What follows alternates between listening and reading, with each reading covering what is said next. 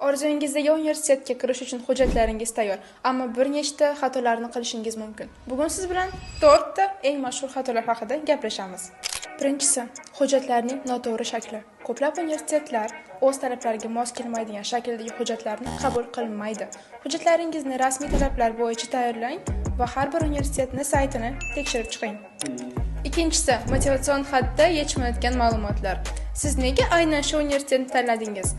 Har bitta maqsadingizni tushuntirib berishingiz shart. Agar xatda bu ma'lumotlar ko'rsatilmagan bo'lsa, siz rad javobini olishingiz mumkin. Uchinchisi, attestat yoki diplom universitet talablariga javob bermasligi.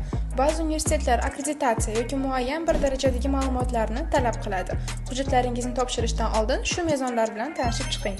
To'rtinchisi, belgilangan deadline-ni o'tkazib yuborish. Har bir universitetda qabul uchun aniq belgilangan muddatlar mavjud.